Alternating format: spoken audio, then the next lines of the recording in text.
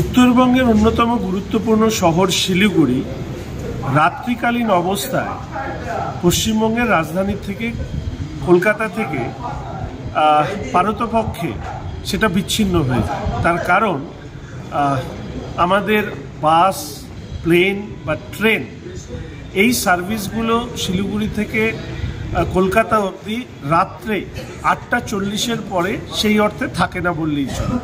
ফলে মাননীয় রেলমন্ত্রী অশ্বিনী বৈষ্ণব মহাশয়ের কাছে আমি একটি চিঠি লিখেছি, যেখানে এই সম্ভাবনা খতিয়ে দেখা হোক যে উত্তরবঙ্গের অন্যতম গুরুত্বপূর্ণ শহর শিলিগুড়ি থেকে রাত্রি 10টার পরে কোনো ট্রেন সার্ভিস যেটা কলকাতার উদ্দেশ্যে রওনা দেয় এরকম পরিষেবা চালু করা যায় কিনা।